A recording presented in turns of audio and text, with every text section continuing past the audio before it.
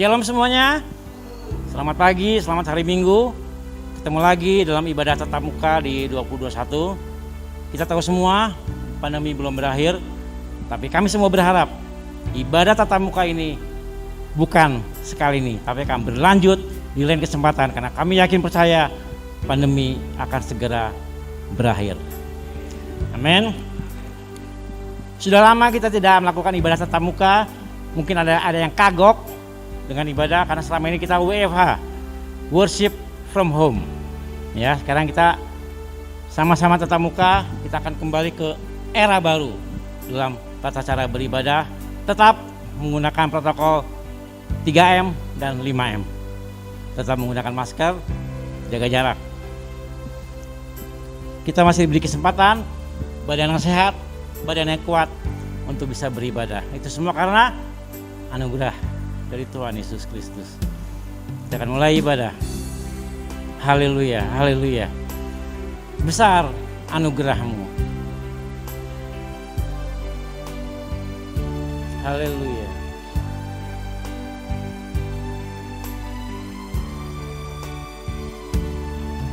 Ku ada sebagaimana ku ada, berdiri menghadap tahta-Mu Bapa.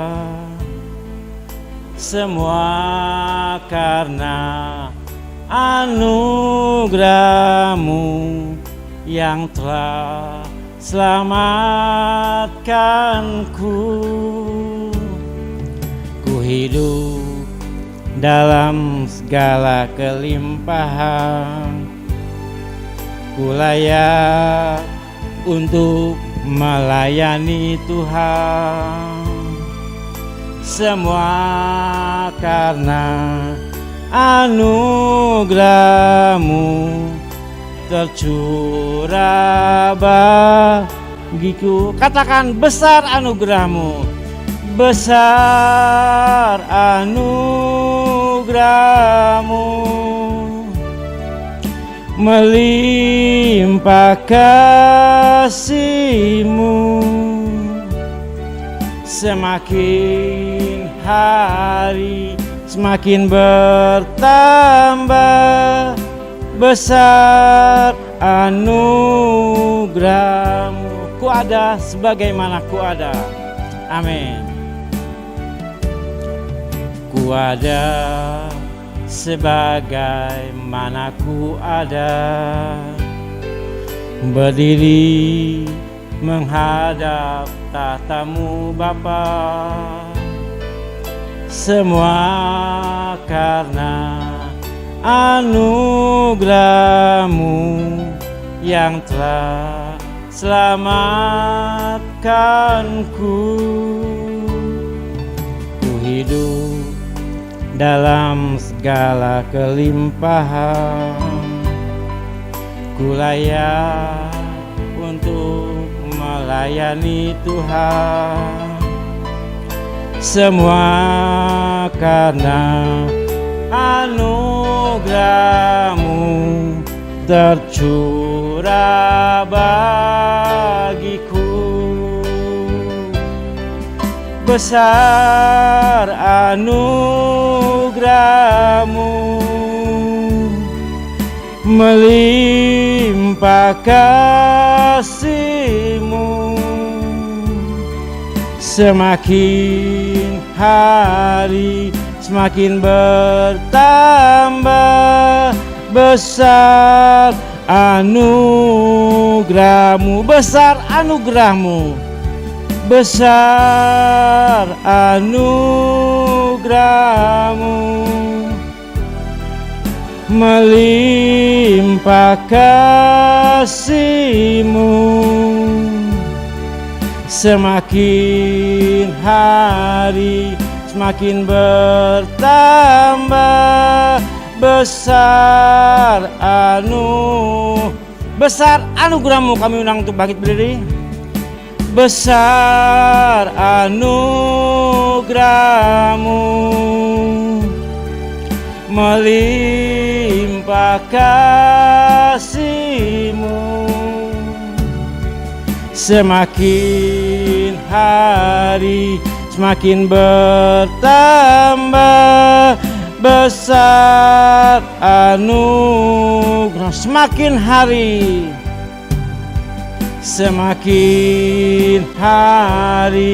semakin bertambah besar anugerahmu. Semakin hari semakin bertambah besar anugerahmu.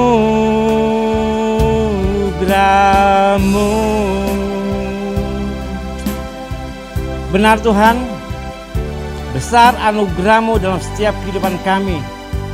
Kalau saat ini kami masih diberi kesempatan untuk datang tatap muka, bertemu muka dengan muka bersama dengan Engkau Tuhan. Kami tahu pandemi belum berakhir, dan kami percaya Engkau memberikan kesempatan kepada kami, karena Engkau sudah memilih kami untuk bisa tetap beribadah kepadamu. Engkau memberikan kami kekuatan, kesehatan, tubuh, jasmani kami. Engkau melindungi kami dari mara bahaya dan segala penyakit. Dan kami percaya pandemi akan segera berakhir, karena Engkau sudah menyertai kami. Dan kami percaya mujizat-Mu boleh nyata dalam setiap kehidupan kami. Terima kasih Tuhan. Kami juga berdoa untuk teman-teman kami dimanapun mereka berada. Mungkin mereka sedang sakit, Tuhan tilik mereka, jamah mereka, sembuhkan mereka. Yang dalam kekurangan, Kau tambahkan mereka dengan berkat-berkat-Mu, supaya mereka boleh sama-sama kembali berkumpul dengan teman, dengan saudara, dengan kami semua, dengan kita semua teman seiman, untuk sama-sama boleh menikmati berkat-berkat Tuhan. Kami percaya Engkau juga hadir tengah-tengah kami saat ini. Kami akan memulai ibadah, Engkau yang menyertai dari awal, pertengahan, sampai akhir. Di dalam nama Tuhan Yesus Kristus kami sudah berdoa dan mengucap syukur. Sama-sama kita katakan amin. Saya akan duduk kembali saudara. Tidak gampang kita boleh menghadapi pandemi saat ini. Banyak yang goyah, banyak yang jatuh, tapi kami percaya Allah sanggup memberikan kita kekuatan untuk kembali bangun. Karena apa? Apa yang tidak kita lihat, tidak kita dengar, yang kita tidak pikirkan, Tuhan sudah sediakan bagi kita semua. Amin.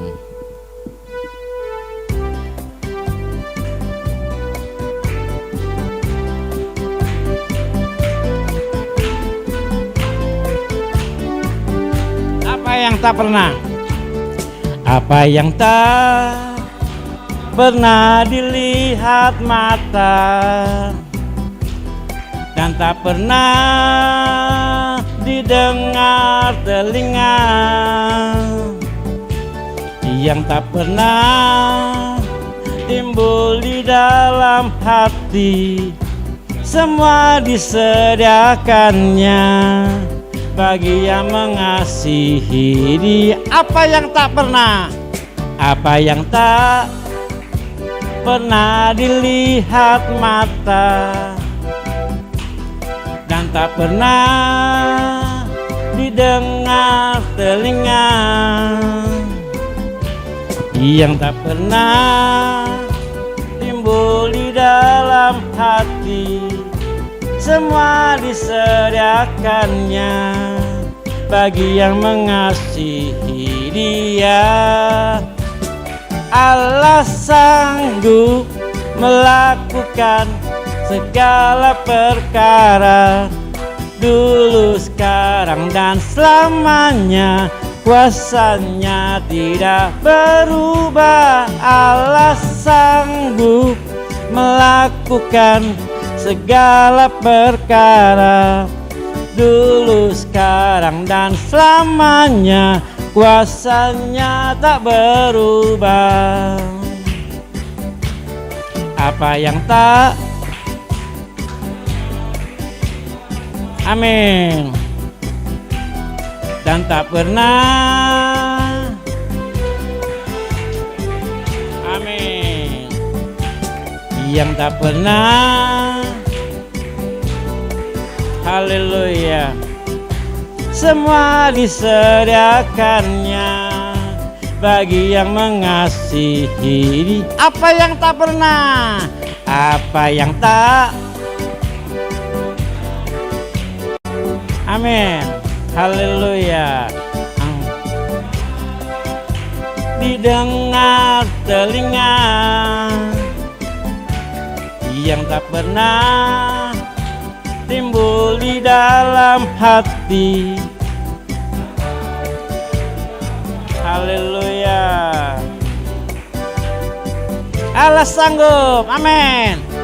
Allah sanggup melakukan segala perkara dulu, sekarang, dan amin. Tidak berubah, Allah sanggup melakukan segala perkara dulu, sekarang, dan selamanya. Kuasanya tak, Allah sanggup,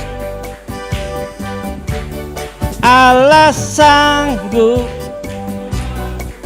Haleluya, benar, amin.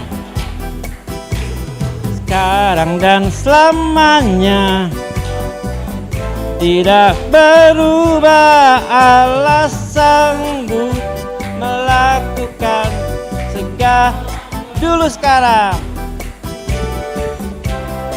dulu, sekarang, dulu, sekarang. Kuasanya tak berubah, amin.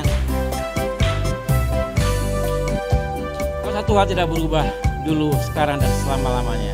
Hingga saat ini kita boleh beribadah juga karena kuasa Tuhan. Kenapa? Karena bagi Tuhan tak ada yang mustahil. Kita siapkan hati kita untuk menikmati berkat firman Tuhan.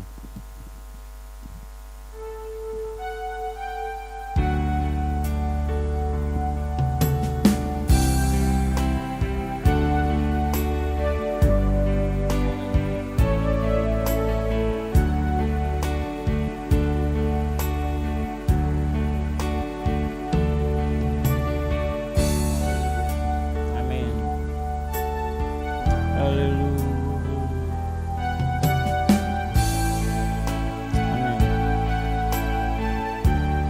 Haleluya, haleluya.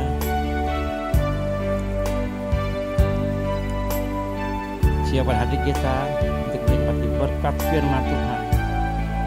Haleluya.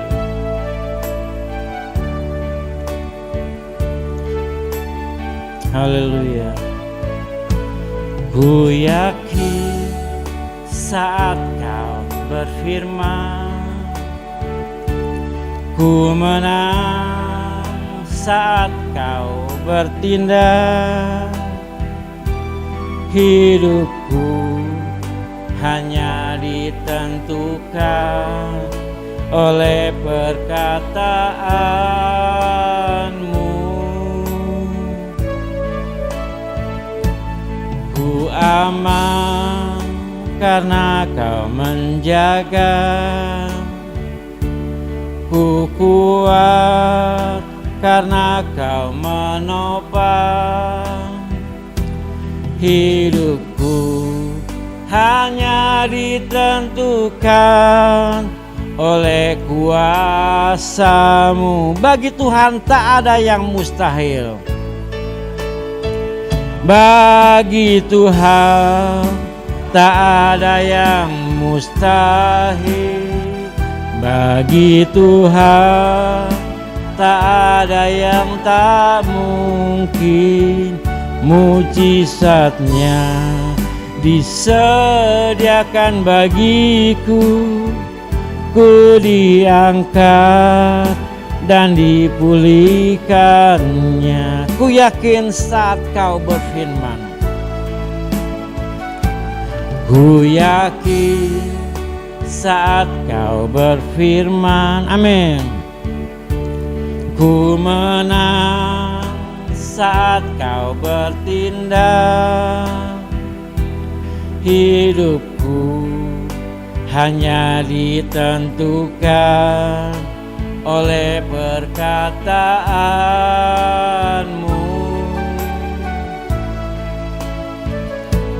Ku aman karena kau menjaga. Ku kuat karena kau menopang hidupku, hanya ditentukan oleh kuasa-Mu. Bagi Tuhan, bagi Tuhan tak ada yang mustahil. Bagi Tuhan tak ada yang tak mungkin. Mujizatnya disediakan bagiku. Ku diangkat dan dipulihkannya. Bagi Tuhan. Kami undang hambanya untuk ke depan.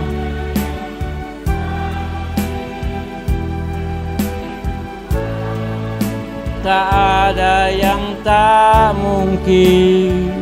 Mujizatnya disediakan bagiku. Ku diangkat dan dipulihkan. Bagi Tuhan. Amin. Haleluya, haleluya, haleluya. Tak mungkin mujizatnya disediakan bagiku. Ku diangkat dan dipulihkannya. Ku diangkat dan dipulihkan. Ku diangkat, ku diangkat dan dipulihkannya.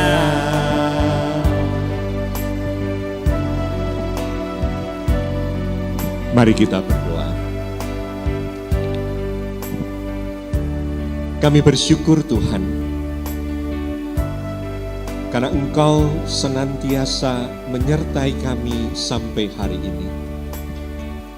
Kalau pagi hari ini kami boleh beribadah tatap muka, satu kerinduan bagi setiap kami anak-anak-Mu untuk bertemu, bersekutu, memuji bersama, dan mendengarkan firman-Mu.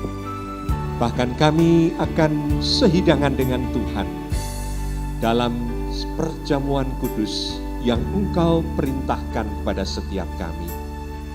Bapa, terima kasih.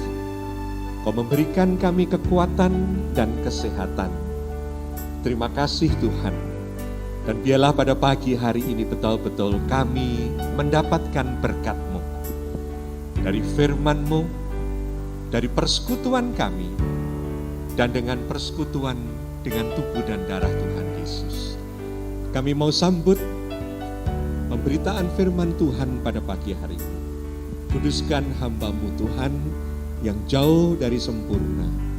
Apa yang Tuhan berikan dalam hikmat-Mu, biarlah boleh disampaikan dengan kekuatan dan kuasa dari Roh Kudus yang bekerja di dalam setiap hati dan pikiran kami anak-anak. Oleh karena itu Tuhan, sekali lagi kuduskan kami, hati dan pikiran kami. Hanya untuk kemuliaan-Mu saja Tuhan, kami boleh mendengarkan dan melakukan firman-Mu. Di dalam nama Tuhan Yesus, kami menyambut firman-Mu. Haleluya. Amin. Shalom. Ya, puji Tuhan, kita boleh mencoba ya beribadah pada pagi hari ini secara tatap muka ya. Kadang-kadang pangling ini lihat ya. Betul, saya itu lihat di Zoom teman saya, itu nggak ketemu 6 bulan, saya pangling sekali. Karena apa? Rambutnya udah putih semua. Waduh, hebat sekali itu ya. Pandemi itu ternyata membuat orang cepat tua ya. Tapi di sini muda-muda semua Pak. Amin. Ya, Fanny itu malah seperti anak-anak itu. Ya. Puji Tuhan ya. Kita rencana ibadah tatap muka sekali dulu sebulan ya Ibu ya. Kemudian kita akan online lagi ya. Saudara tahu nggak kalau online itu kita dengan YouTube itu kami bertiga itu paling bingung itu saudara. Kalau operate itu karena kadang-kadang sinyalnya nggak bagus, kadang-kadang linknya salah ya. Saya melakukan kesalahan link itu sehingga kok tidak keluar gitu ya. Maaf ya, tapi karena memang memakai itu perlu latihan dan saya ini termasuk orang yang sudah tua, jadi gaptek juga gitu. Ya. Pagi hari ini saya ingin membagikan firman Tuhan tentang sesuatu yang kadang-kadang jamak, maka itu judulnya adalah jangan tamak. Tapi kalau saya lihat, saya pelajarin firman Tuhan ini, justru Tuhan itu sedang mengajar kita kepada sesuatu yang terjadi di antara kita. Ya, itu dikatakan dalam Lukas 12 ya, nanti kita lihat. Lukas 12 ayat 1 itu dikatakan ada beribu-ribu orang yang ingin mendengar Tuhan. Ini bagian khotbah di bukit ya. Tapi Yesus tuh ngomong kepada murid-muridnya. Yang pertama kemunafikan. Jelas yang Tuhan katakan itu segala sesuatu yang terjadi di antara orang-orang percaya. Tuhan nggak ngomong dosa perzinahan, Tuhan tidak ngomong dosa pembunuhan, yang itu bisa kelihatan dari orang percaya atau orang baik dan orang yang tidak baik. Dan ini sangat menentukan hubungan kita dengan Tuhan dan berkat Tuhan dan juga iman di masa mendatang bagi keluarga dan anak-anak kita ya. Maka itu mari kita buka firman Tuhan di dalam Lukas pasal yang ke-12 ayat 13 sampai dengan ayat yang terakhir ya, saya bacakan ke ayat 21 ya. Lukas 12 ayat 13 sampai dengan 21. Demikian firman Tuhan. Seorang dari orang banyak itu berkata kepada Yesus, "Guru, katakanlah kepada saudaraku supaya ia berbagi warisan dengan aku." Tetapi Yesus berkata kepadanya, "Saudara, siapakah yang telah mengangkat aku menjadi hakim atau perantara atas kamu?" Katanya lagi kepada mereka, "Berjaga-jagalah dan waspadalah terhadap segala ketamakan. Sebab walaupun seorang berlimpah-limpah hartanya, hidupnya tidaklah tergantung daripada kekayaannya itu." Kemudian ia mengatakan kepada mereka satu perumpamaan, katanya, ada seorang kaya, seorang petani kaya yang tanahnya berlimpah-limpah hasilnya. Ia bertanya dalam hatinya, apakah yang harus aku perbuat? Sebab aku tidak mempunyai tempat di mana aku dapat menyimpan hasil tanahku. Lalu katanya, inilah yang akan aku perbuat. Aku akan merombak lumbung-lumbungku dan aku akan mendirikan yang lebih besar dan aku akan menyimpan di dalamnya segala gandum dan barang-barangku. Sesudah itu aku akan berkata kepada jiwaku, jiwaku ada padamu banyak barang, tertimbun untuk bertahun-tahun lamanya. Beristirahatlah, makanlah, minumlah, dan bersenang-senanglah. Tetapi firman Allah kepadanya, hai engkau orang bodoh, pada malam ini juga jiwamu akan diambil daripadamu, dan apa yang telah kau sediakan, untuk siapakah itu nanti? Demikianlah jadinya dengan orang yang mengumpulkan harta bagi dirinya sendiri, jikalau ia tidak kaya di hadapan Allah. Saudara, inilah firman Tuhan ya. Kita mari merenungkan. Seringkali kita membaca ini dan mengatakan, aku sudah tahu. Tetapi belum tentu kita tahu dan belum tentu kita tidak melakukan ya. Nah, ini dalam satu peristiwa dikatakan tiba-tiba seorang dari pengikut Tuhan Yesus datang ya. Dan biasa sebagai hamba Tuhan, sebagai Tuhan, sebagai guru, selalu ditanya oleh orang-orang dengan berbagai pertanyaan. Nah, orang ini ngomongnya jelas sekali bahwa guru, tolonglah, biarlah saudaraku itu berbagi warisan dengan aku. Ya, yang menarik saudara, yang menarik itu Tuhan itu jawabannya itu luar biasa. Tuhan itu enggak begitu peduli. Dan Tuhan itu tidak menjawab, dan Tuhan itu tidak memberi solusi, dan Tuhan itu langsung menegur. Tuhan mengatakan, siapakah yang telah mengangkat aku menjadi hakim untuk mengadili, berbuat adil bagi kamu. Kamunya itu kamu di antara mereka, gitu ya. Kamu antara orang yang menuntut warisan dan orang yang megang warisan saudaranya, gitu ya. Nah saudara, mengapa Tuhan tidak memberikan satu petunjuk pun kepada mereka? Saudara tahu enggak? Tuhan tahu kalau hati ini sudah tamak, kalau hati ini sudah menginginkan sesuatu, maka nasihat apapun juga itu tidak akan didengar. Nasihat dari Tuhan sendiri pun gak akan didengar. Padahal orang itu mengikuti Tuhan untuk mendengar nasihat. Tapi Tuhan ngomong, masalah ini masalah khusus, yaitu masalah hati dan hati yang tamak. Coba saudara pikirkan, kalau ada orang sedang bertengkar tentang berebut sesuatu, anak Anda aja lah, masih kecil, rebutan roti gitu ya. Ya enggak? Ya, beli 3, sekarang anaknya mau semuanya. Dibagi 1,5 juga yang enggak mau, maunya yang 1 dapat 2, yang satunya dapat 1, betul enggak? Itu dinasehati, kasihilah adikmu, kasihilah kakakmu, itu enggak mempan saudara. Karena apa? Hati ini sudah diisi dengan ketamakan. Jadi kita belajar saudara, kalau engkau dan saya meminta sesuatu dari Tuhan, baik dalam doamu, baik dalam rencana yang kamu doakan, bahkan engkau berpuasa untuk melakukan segala sesuatu, untuk mendapatkan sesuatu, kalau itu dari hati yang tamak, doa kita tidak akan dijawab. Seandainya Anda mendapatkan, itu bukan dari Tuhan, tapi dari dunia. Dan berkat demikian itu tidak bisa dinikmati di dalam Tuhan. Tuhan ngajar pada kita, kalau engkau meminta sesuatu, dasarnya itu adalah memang hatimu itu tamak. Kamu kepingin cepat kaya, kamu kepingin lebih kaya lagi, kamu kepingin sukses, kamu kepingin dihormati. Sesuatu yang dari hati yang tamak.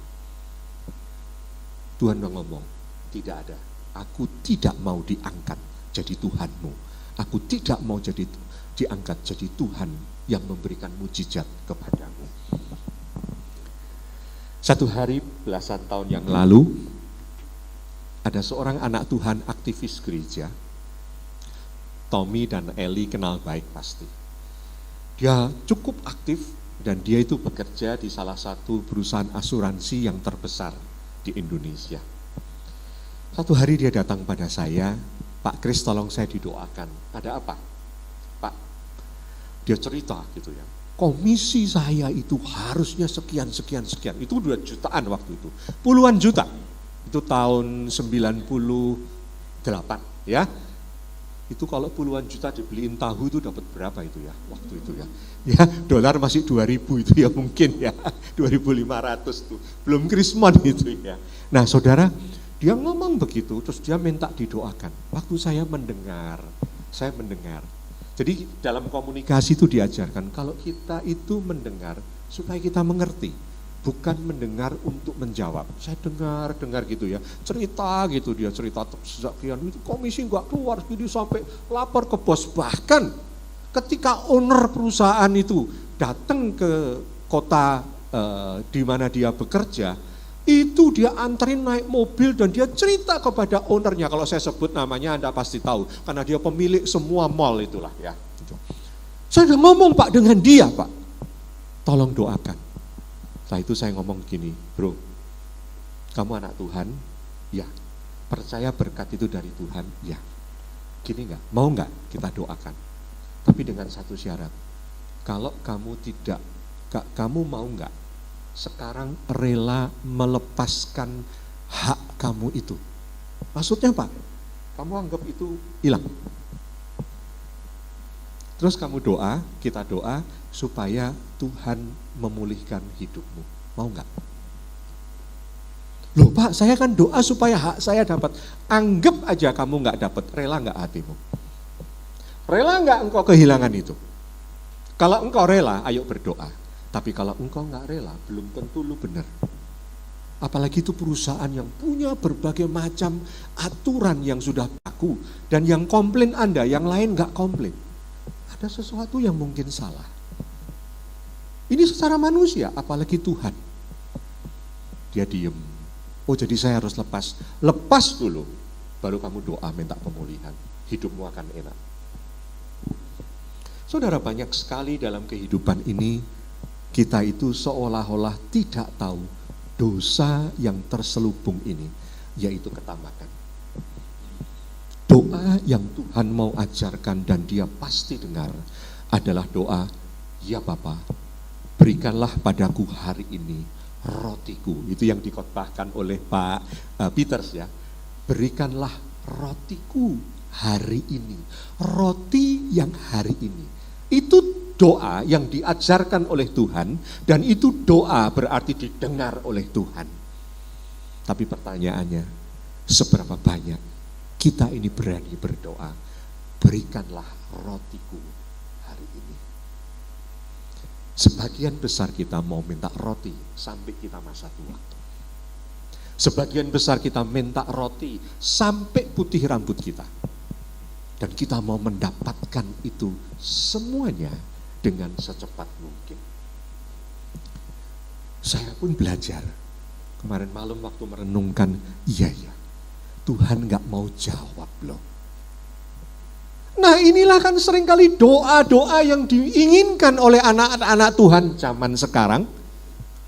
Datang ke gereja, berlutut di rumah, semuanya yang diminta itu berkat.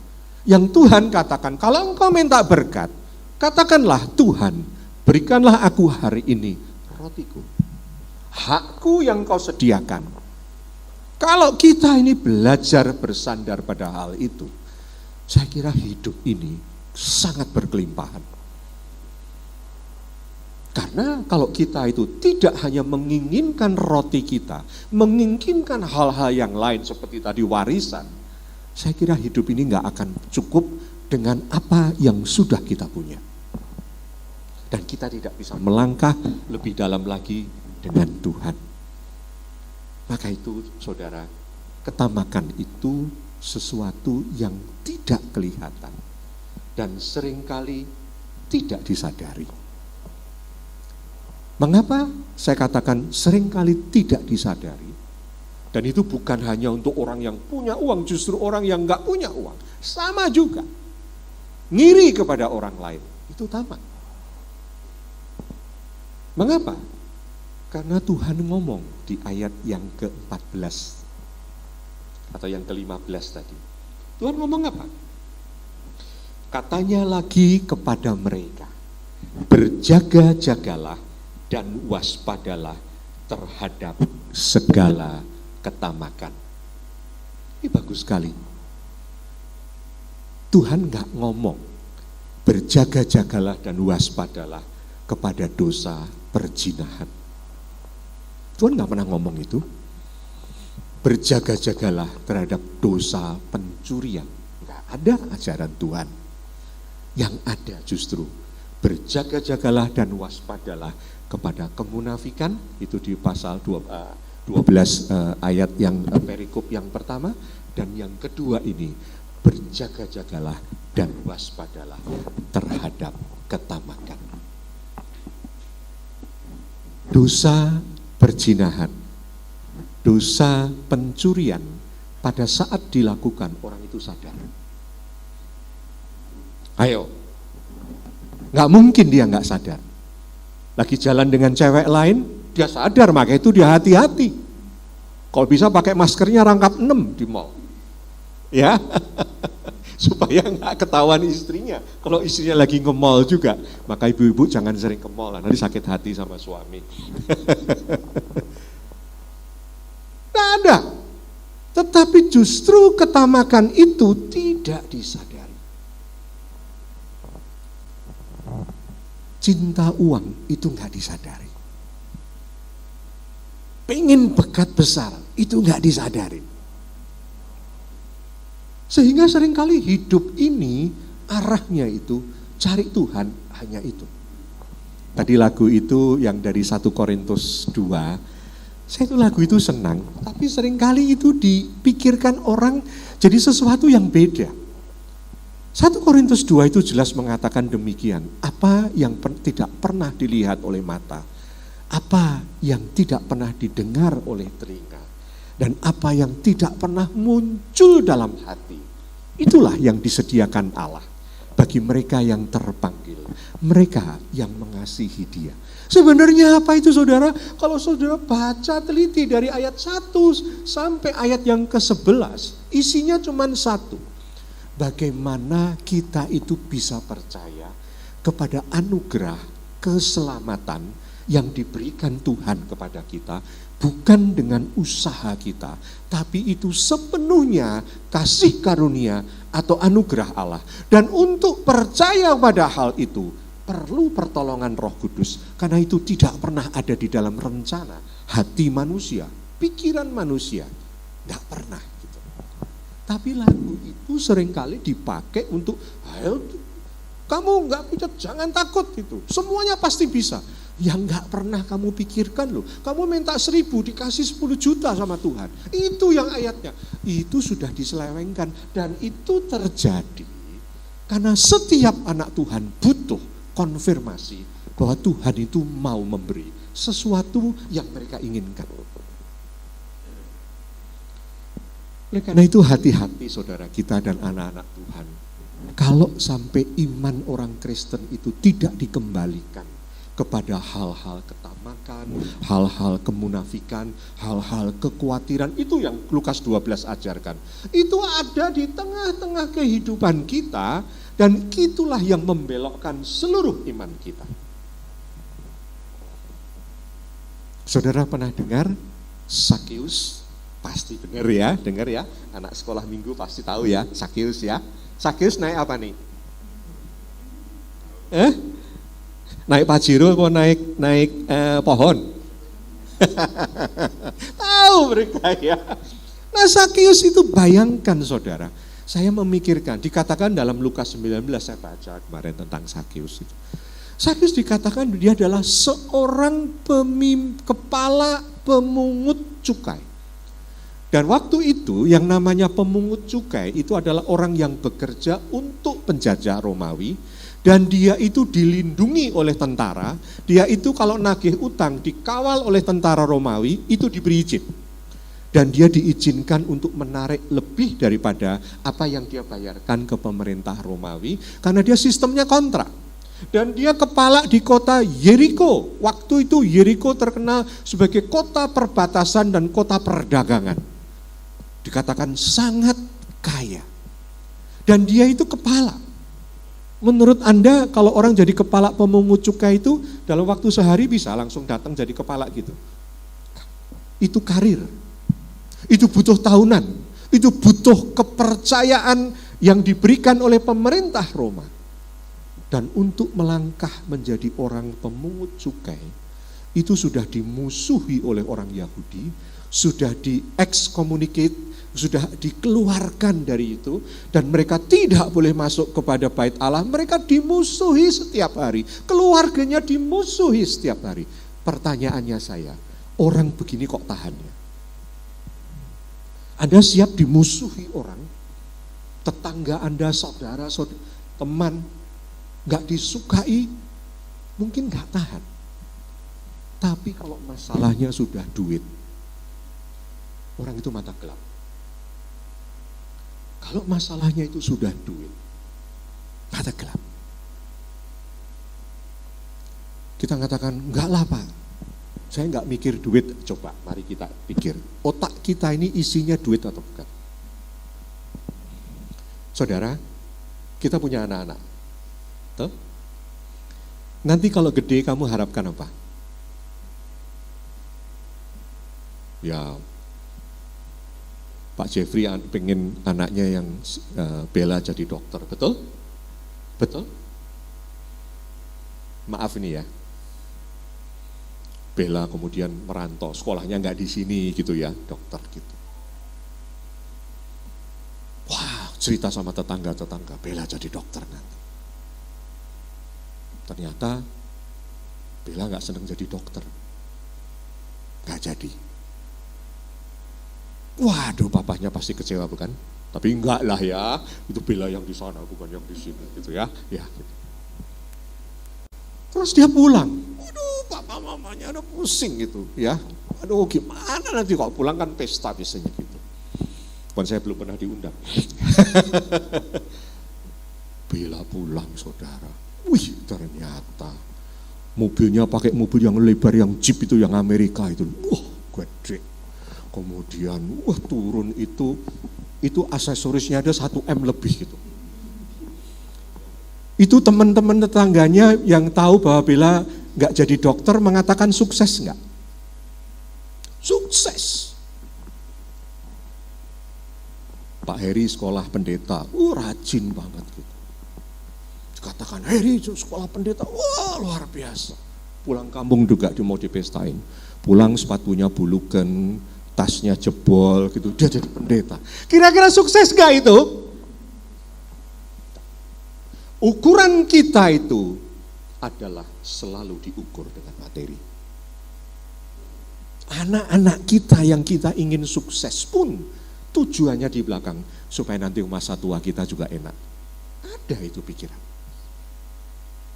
Jadi jangan berpikir bahwa uang itu ya sesuatu, enggak, itu sudah meracuni kita sejak kita itu kenal hidup ini. Hidup ini enggak bisa lepas dari uang. Mau makan enak butuh duit enggak ya? Saya kepengen ayamnya dia cuma ngomong, Her tolong kirimin dong Her. Ya sekali iya, kedua dia marah dong. Mau makan enak butuh uang. Mau tidur di hotel yang nyaman butuh uang. Mau jalan-jalan juga butuh uang. Uang itu kenyamanan, membeli kenyamanan, uang itu membeli keamanan, uang itu membeli prestise, uang itu segalanya saudara. Dan ini sebenarnya yang Tuhan ajarkan, hai kamu hati-hati kepada murid-muridnya. Karena ada ribuan orang yang sedang mau ikut aku, mereka itu membawa virus ketamakan. Kamu tahankan. Di gereja itu juga sudah kena virus ketamakan. Maka enggak heran doa orang ke gereja itu pengen sukses terus. Enggak berani menghidupi, berilah kami hari ini roti kami. Enggak berani. Doanya yaitu 1 Korintus 2 itu yang sudah diubah itu. Apa yang tidak pernah dipikirkan, apa yang pernah tidak dilihat. Wah, semuanya itu disediakan Allah. Puji Tuhan. Bahkan orang benar pun, orang baik pun bisa tamak.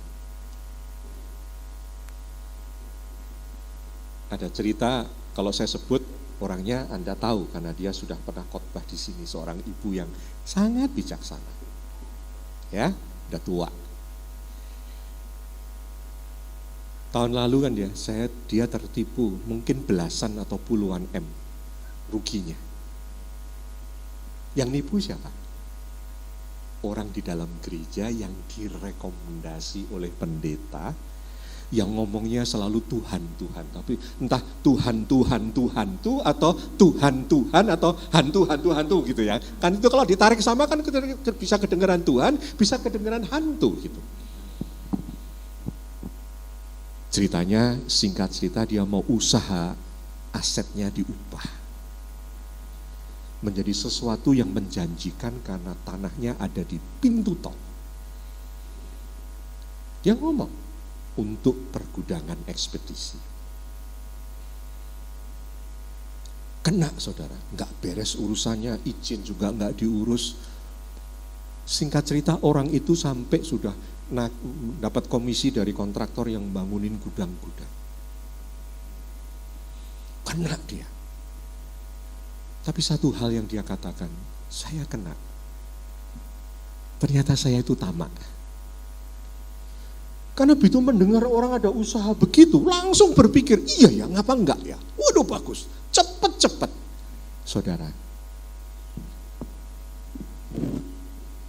Seringkali kita ingin cepat-cepat untuk semakin berhasil, semakin kaya, melipat gandakan aset kita. Itu keinginan. Seringkali nggak tanya Tuhan. Maka itu kalau dikatakan, seringkali kita itu kemakan dengan orang. Di dalam gereja itu orang berani ngembat yang lain juga, saudara. Karena satu, ketamakan. Ngutang berani, bayar nggak berani. Itu di mana? Teman sendiri. Pikirnya kan gampang, nanti urusannya kan seiman, segereja. Berapa teman saya itu selalu ditipu oleh orang yang di dalam gereja. Yang satu kepingin juga cepat berhasil lebih besar. Nah ini saudara. Yang satunya juga pengen cepat dapat sesuatu, nggak dipikir risikonya. Karena itu hati-hati. Dosa itu selalu mendampingi kita ketika kita semakin percaya bahwa Tuhan itu maha baik. Ya, Sakeus pun sampai dikucilkan. Berani dia hidup berpuluh tahun meniti karir sebagai seorang yang dimusuhi masyarakat. Padahal dia tinggal di tengah itu demi sesuatu yang dikatakan uang. Ya.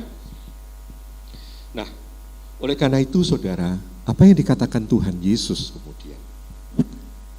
Tuhan Yesus memberi perumpamaan tentang seorang petani yang hasilnya berlimpah. Ini happy problem ya. Seringkali kita bukan punya happy problem ya, tapi ini happy problem, diberkati. Terus tiba-tiba berpikir bagaimana supaya berkat itu semakin besar dia miliki. Dan itu selalu berpikirnya untuk diri sendiri. Nah ini loh, hati-hati saudara. Ketika kita itu kemudian sudah berpikir supaya kita diberkati untuk diri sendiri,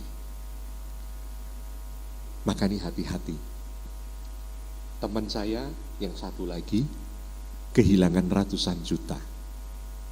Simple sekali.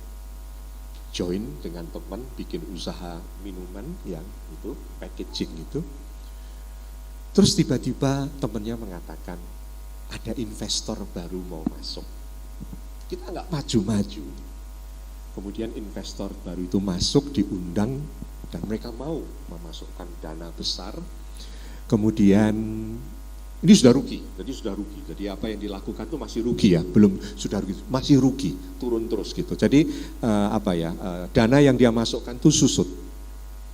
Kemudian investor itu masuk dan dia memberikan dana gini, tapi dengan syarat ini dirombak, ini ditutup, ini, dan efeknya dia tahu. Semua pegawai-pegawai itu akan dikeluarkan, diganti dengan yang lain. Teman saya mengajukan nggak mau. Temannya cuma ngomong, kalau nggak mau ambil aja sisamu. Dan dia berani mengambil rugi ratusan juta. Karena dia melihat bahwa perusahaan yang baru itu tidak pernah memikirkan orang lain. Hanya kepingin kaya, hanya kepingin sukses, dan tidak memikirkan yang lain. Dan itu pola dunia yang dilakukan 2005 sampai 2000 krisis itu. Perusahaan-perusahaan finance internasional membagikan dana pinjaman yang lunak kepada perusahaan besar. Dan perusahaan itu dapat dana langsung masuk ke kas mereka. Tapi karena manajemen yang buruk, begitu turun, hak untuk lelang diambil oleh mereka. Dan ketika diambil oleh mereka, semua orang itu dikeluarkan, habis gitu. Mereka menginginkan aset-asetnya. Jahat sekali. Orang kaya, petani ini ternyata tidak memikirkan orang lain. Maka itu Tuhan mengatakan bahwa orang itu bisa bergeser dari berkat menjadi satu tamak, dan itu meninggalkan Tuhan. Saudara, memang ekonomi ini sulit, pandemi ini sulit. Bahkan tadi kalau kita berharap supaya kita cepat, tapi perhitungan manusia, kita akan 2 tahun berdampingan dengan pandemi. Berdampingan ya. Singapura sudah melakukan bagaimana hidup berdampingan dengan pandemi itu. Ya. Berdampingan itu artinya pandemi ini masih ada dan kita masih berusaha. Ya. Tentu tidak mudah. Maka itu seringkali kita itu betul-betul struggling untuk tentang hal keuangan. Tapi mari kita berpikir saudara, kalau Anda dan saya sebagai orang tua tidak kembali kepada firman Tuhan untuk mengandalkan Tuhan. Saya lagi berpikir, anak-anak kita ini nanti kalau gede jadi apa? Kalau sekarang aja cari Tuhan hanya pokoknya berkat, kira-kira Tuhan itu bermanfaat enggak? Kira-kira anak-anak kita itu 5-10 tahun lagi, itu anak-anak yang taat kepada Tuhan atau enggak? Saya berpikir saudara. Maka itu saya ngomong, sebenarnya jemaat itu yang sudah tua itu enggak perlu dipikirin. Mereka udah belasan puluhan tahun bergumul dengan firman Tuhan. Justru yang saya pikirkan itu anak-anak, pemuda-pemuda yang umurnya sampai 50-60 tahun ke atas. Kita 10-20 tahun lagi sudah hilang kita. Bagaimana mereka itu bisa meneruskan iman yang benar ke hadapan Tuhan, bukan sekedar ke gereja, kalau orang tuanya tidak membenahi imannya. Kalau orang tuanya tidak bisa ngomong bahwa ikut Yesus itu adalah keselamatan. Yesus ngomong kepada orang, hidupnya orang ini tidak bergantung pada hartanya. Begitu dia dicabut, dia masuk dalam kekekalan dan dia tidak mengandalkan Tuhan, kemana dia? Masih bisa enggak kita itu bertahan kepada iman, percaya kepada kekekalan? Berkat itu, hidup yang kekal itu adalah menjadi sesuatu tujuan hidup setiap anak Tuhan. Sehingga kita berani mengajar anak-anak kita, bahkan kita pun hidup kita diubahkan supaya mereka belajar dari kita. Kalau mereka belajar dari orang tua yang mengandalkan, berikanlah kami roti kami hari ini, dan mereka mengalami Tuhan, mereka tidak akan meninggalkan Tuhan. Tetapi kalau orang tua sudah meninggalkan Tuhan, anak-anak ini tidak akan pernah bisa punya kesempatan mengenal Tuhan melalui kehidupan kita. Itu pergumulan saya, pergumulan gereja, pergumulan saudara semua. Saya nggak begitu, istilahnya nggak begitu pusing kok dengan orang-orang tua kita ini. Karena Anda sudah bergumul. Cuman pusingnya itu Anda dan saya mikirin nggak anak-anakmu. Banyak anak-anak kita yang sudah nggak berpikir Tuhan dan kita itu sudah nyerah. Sudah nyerah kita ini. Karena apa? Mereka sendiri tidak mengecap kebaikan Tuhan melalui kehidupan kita. Ini satu persoalan.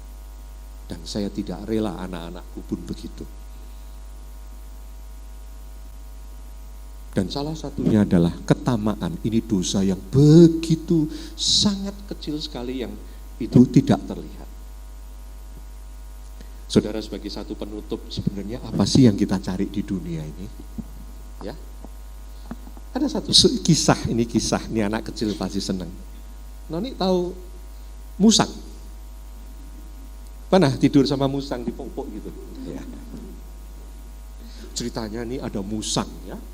Musang itu kepingin masuk kebun yang dijaga. Wah, di saat ada anjing-anjingnya, ya, dijaga gitu. Karena di dalam kebun itu ada kopi yang enak-enak. Satu hari musang itu melihat ada lubang kecil gitu. Dia mau masuk nggak bisa. Dia mau masuk nggak bisa. Akhirnya si musang itu berpikir, ini musangnya pinter ya kayak Fanny gitu ya. Diet dia kemudian. Fan, diet tau kamu? Ya enggak. Diet dia. Dia berhari-hari nggak makan, diet. Diet akhirnya apa? Kurus. Nah, setelah kurus seminggu diet, dia bisa masuk lubang itu. Iya, seneng gitu. Dia cepet-cepet naik pohon gitu. Waduh, ya. Pokoknya supaya nggak ketahuan sama anjing dan sebagainya. Dan dia setiap hari itu makan kopi. Biji kopi itu. Gendut nggak? Gendut. Wah, lebih gendut daripada sebelum masuk lubang. Terus rupanya si tuan rumah itu tahu yang ini ada musang yang makanin. Wah, digoprak-goprak, dicari kemana. Wah, sembunyi di ujung pohon gitu ya. Akhirnya dia memutuskan, aku harus keluar, kalau enggak aku mati. Malam-malam dia buru-buru balik ke lubang itu, mau keluar. Bisa keluar enggak? Hah? Bisa keluar enggak? Enggak bisa. Karena apa? Gendut. Bingung dia. Ya udahlah, gua puasa deh. Puasa, kalau dulu puasa seminggu supaya kurus, ini puasanya 3 minggu karena saking gendutnya. Saudara. Setelah kurus dia keluar, dia lolos. Hore! Ketemu musang yang lain. Lu dari mana? Dari makan di kebun gitu. Lalu kok kurus seperti waktu you masuk? Iya ya. Gua dapat apa ya? Saudara, seringkali kita berpikir kita ingin punya banyak hal ketika kita ada di dunia ini. Kita datang gak bawa apa-apa. Ku tak membawa apapun juga. Ya, maka itu ketika pulang bawa apa? Gak bawa apa-apa. Tapi mengapa hidup ini kita pergumulkan untuk yang ada di dunia, yang kita tidak membawa apa-apa? Mengapa hidup ini tidak digumulkan kepada hidup ketika kita kembali ke dalam kekekalan di dalam Tuhan? Jangan sampai iman kita bergeser sehingga anak-anak kita pun semakin jauh dari Tuhan. Salah satunya adalah ketamakan. Karena itu Tuhan selalu mengingatkan kita dengan apa? Perjamuan kudus, supaya mereka mengingat kematianku sampai aku datang kembali. Mengapa harus mengingat? Karena kematian Tuhanlah yang itu menjadi harapan kita untuk masuk dalam hidup kekal.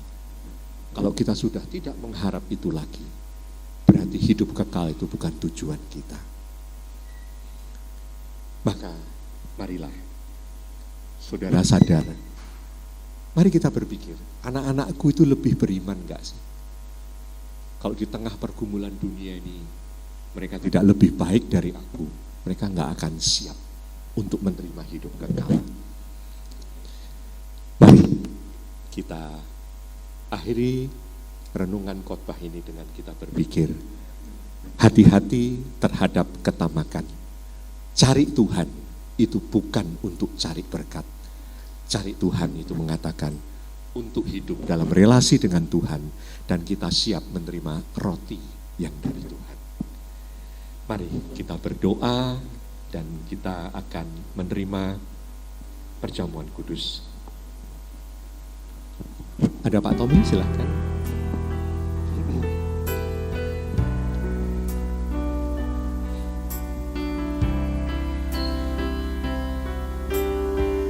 Seperti yang kau ingini.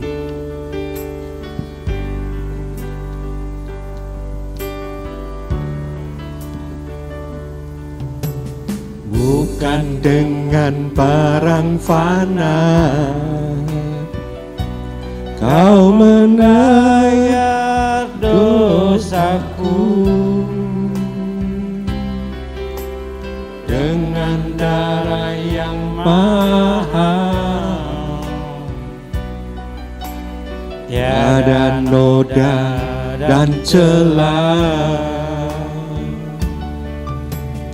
Bukan dengan emas perak Kau menebus diriku, oleh segenap kasih dan pengorbananmu, ku telah mati dan tinggalkan cara hidupku yang lama. Semuanya sia-sia dan tak berarti lagi hidup ini. letakkan pada mezbah-Mu ya Tuhan.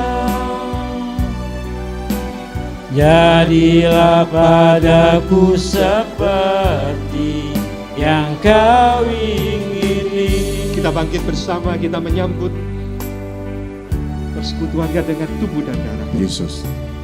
Bukan dengan barang fana Kau membayar dosaku, dengan darah yang mahal, tiada noda dan celah. Bukan dengan emas perak Kau menebus diriku, oleh segenap kasih dan pengorbanan-Mu, ku telah mati dan tinggalkan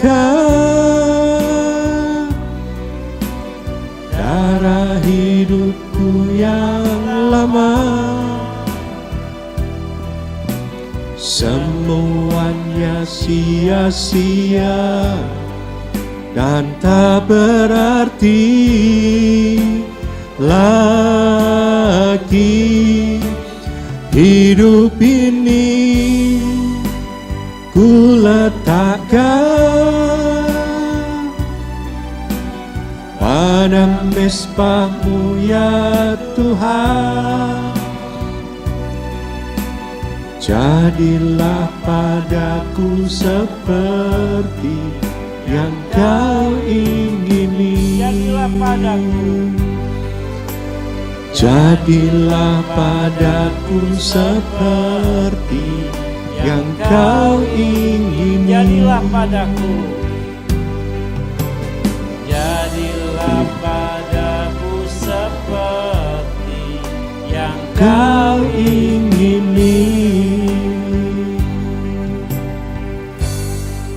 Melalui firman-Mu kami tahu satu hal yang Kau ingini dari kami, Tuhan. Hidup kami diselamatkan, hidup kami ditebus, hidup kami ditolong oleh Tuhan. Sehingga sekalipun kami adalah orang-orang yang tidak layak, kami adalah orang-orang yang boleh dimerdekakan dari dosa. Karena Tuhan Yesus sendiri harus datang ke dunia. Engkau yang demikian kaya, Engkau rela miskin datang ke dunia supaya hidup kami ditebus oleh-Mu. Pada pagi hari ini kami datang Tuhan, sesuai dengan perintah-Mu. Kami ingin kembali bersekutu dengan tubuh dan darah-Mu Tuhan.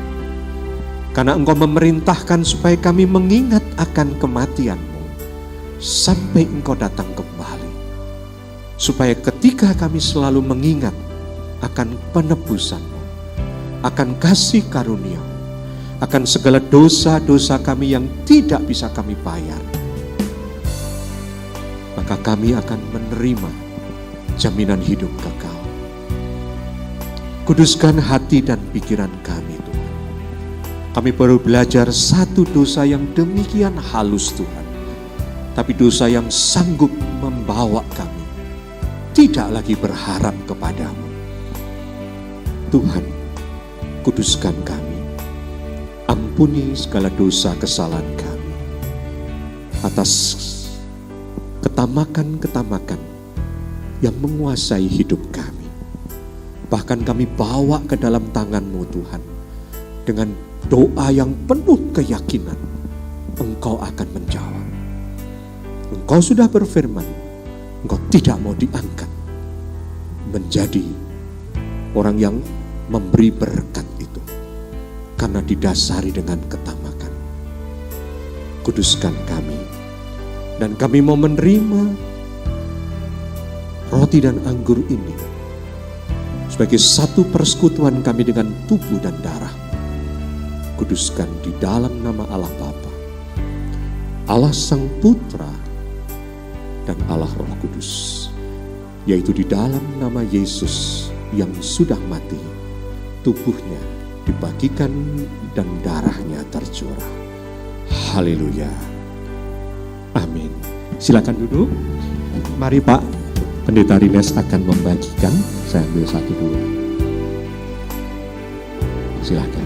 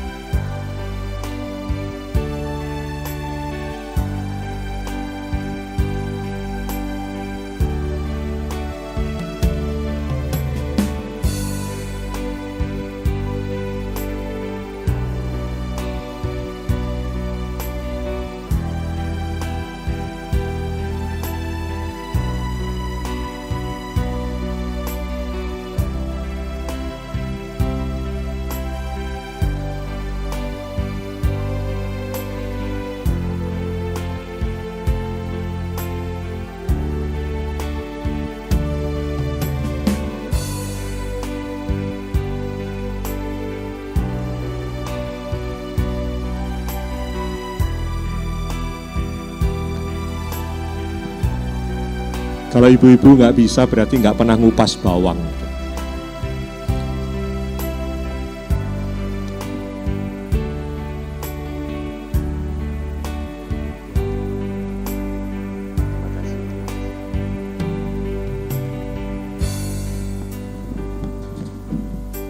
Mari kita bangkit, ambil sejenak waktu. Betapa Tuhan itu begitu mengasihi kita, memberikan kita kesempatan untuk berdamai dengan Allah dengan cara yang tidak pernah terpikirkan, baik di dalam hati dan pikiran manusia, yaitu Dia, firman itu harus turun ke dunia, menjadi manusia, dan harus rela naik ke kayu salib, satu hukuman yang paling tidak beradab di zaman itu, untuk membuktikan demikianlah murka Allah sesungguhnya kepada setiap orang yang berdosa. Tetapi murka itu ditimpakan kepada Dia sebagai pengganti kita, sehingga kita dibebaskan bukan karena gagah perkasa kita. Mari kita siapkan dengan mengangkat roti ini.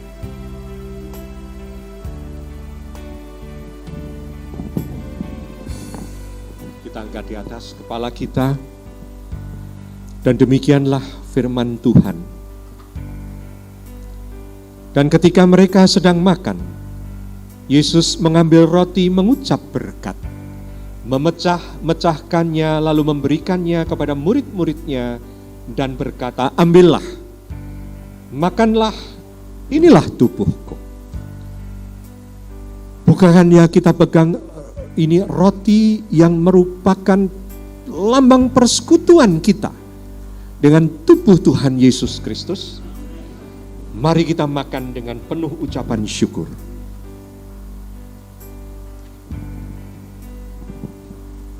Terima kasih Tuhan.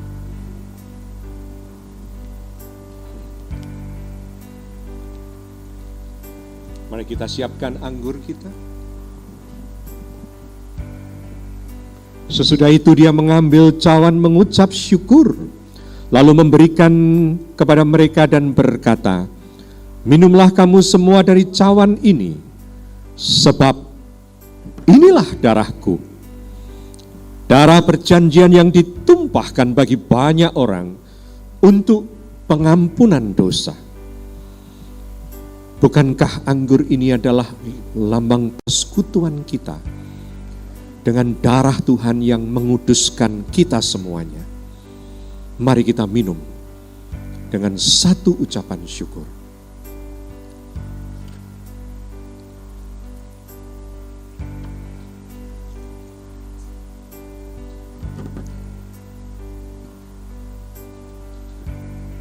Terima kasih Tuhan. Kembali kami diingatkan dan dipersatukan dengan iman percaya kami kepada hidup kekal yang disediakan bagi Allah oleh Allah hanya melalui kurban Yesus Kristus di atas kayu salib. Teguhkanlah iman kami ini Tuhan. Engkau mengatakan kami harus melakukannya untuk mengingat kematian-Mu sampai Engkau datang kembali. Ingatkan kami Tuhan. Jangan iman kami bergeser kepada hal-hal duniawi. Bapa di surga, Engkau memberkati setiap anak-anak-Mu. Setiap kami bergumul dengan pandemi ini Tuhan. Tapi satu hal yang kami percaya, Tuhan bersama kami bergumul bersama-sama. Dan Tuhan berjanji memberikan roti kami setiap hari. Dan Tuhan menyertai hidup kami sampai kepada kekekalan. Tidak ada satu hal pun yang bisa memisahkan kita dari kasih Allah. Memberkati Tuhan setiap bidang pekerjaan yang sedang digumuli oleh anak-anak-Mu. Biarlah Engkau menjamin mereka mendapatkan berkat sesuai yang Engkau kehendaki Tuhan. Dan biarlah berkat yang mereka terima itu berkat yang juga memberkati orang lain dan mempermuliakan nama-Mu. Bagi anak-anak-Mu yang dalam kelemahan fisik, ya Tuhan, beri mereka kekuatan yang datang daripada-Mu. Kau memulihkan fisik, tetapi juga iman percaya mereka. Selalu berharap Tuhan. Karena kami tahu kami hidup di dalam tubuh yang tidak sempurna. Dan kami tahu saatnya kami akan meninggalkan tubuh ini. Dan kami bersukacita dimerdekakan. Karena akan memiliki tubuh di dalam kekekalan. Biarlah menjadi satu kekuatan iman percaya kami Tuhan. Terima kasih Bapa. Kau memberkati setiap kami di dalam nama Tuhan Yesus. Haleluya.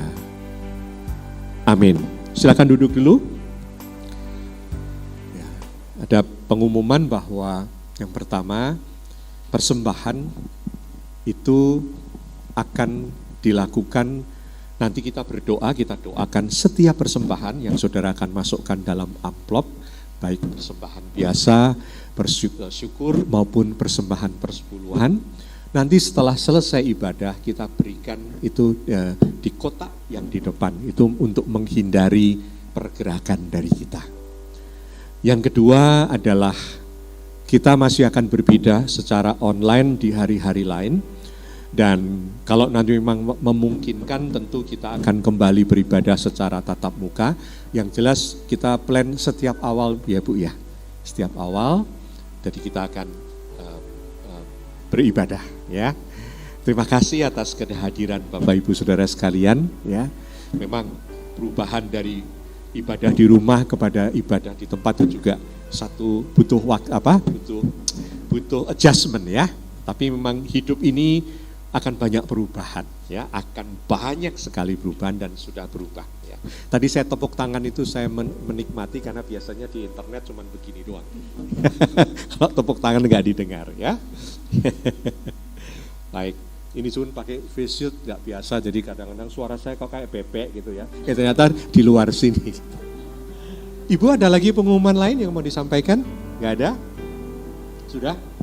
Mari kita bangkit berdiri, kita akhiri dan kita akan persembahkan persembahan kita. Bapa dalam kerajaan surga, Tuhan yang hadir di tengah-tengah persekutuan kami pada pagi hari ini. Kami mengucap syukur Tuhan. Engkau begitu mengasihi kami. Engkau setia menyertai kami. Sekalipun kami sering merasa kami sendiri. Tapi melalui firman-Mu, Engkau begitu mengasihi kami, mengingatkan. Berjaga-jagalah dan waspadalah. Itu yang Tuhan inginkan, supaya hidup kami semakin kepada iman kami yang sejati dalam Tuhan Yesus. Bapa, Engkau memberkati Ibu Gembala bersama keluarganya dalam pelayanan gereja ini yang tidak mudah. Engkau memberkati setiap tim pengembalaan, rekan-rekan hamba Tuhan yang sudah rela untuk memberikan pelayanan secara online. Engkau memberkati setiap pelayan-pelayan Tuhan yang mengambil bagian pada pagi hari ini maupun yang sebagai pelayan-pelayan untuk tugas-tugas lain. Dan Engkau memberkati Tuhan seluruh jemaat, baik yang hadir maupun yang tidak hadir.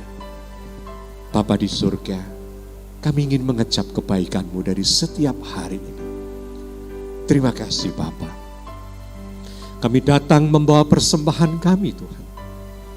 Bapa, terimalah persembahan ini sebagai satu ucapan syukur dan pengakuan. Semua itu berasal daripada-Mu Tuhan.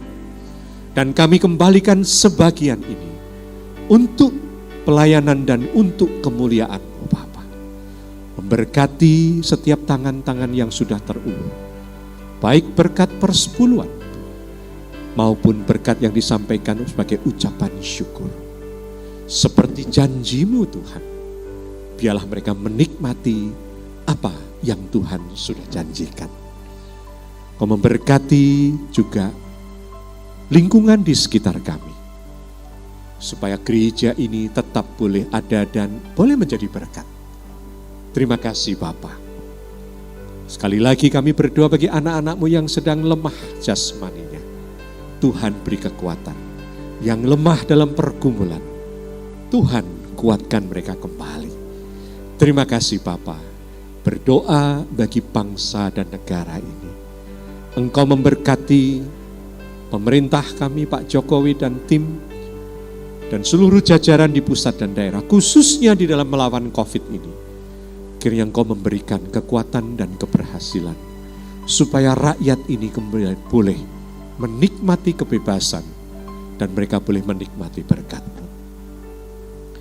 Kami akan kembali ke rumah kami masing-masing. Dan kalau kami berfellowship pun, kami akan mohon berkat-Mu.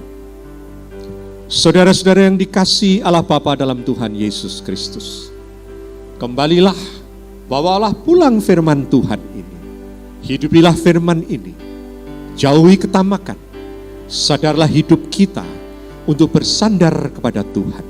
Supaya iman-Mu dilihat oleh anak-anak dan orang-orang lain. Dan Tuhan menyatakan penyertaan-Nya, berkat-Nya yang luar biasa.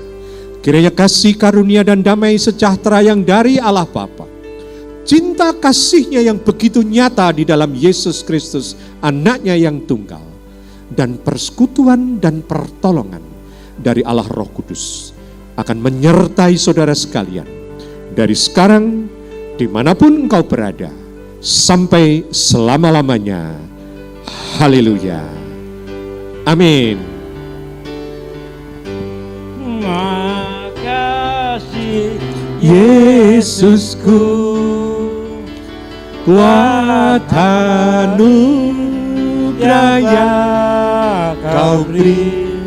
Sebab hari ini Tuhan adakan syukur sebab hari ini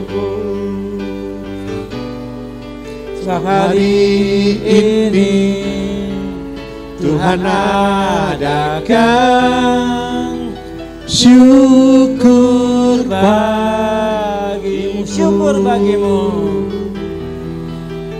syukur bagimu.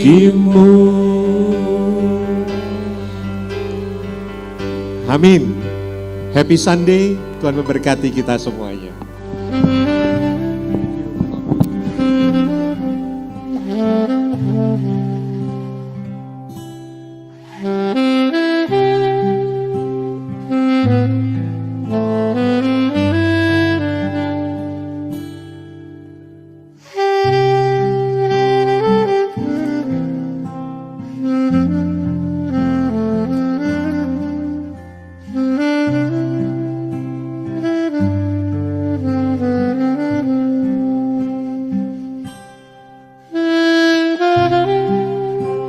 Mm-hmm.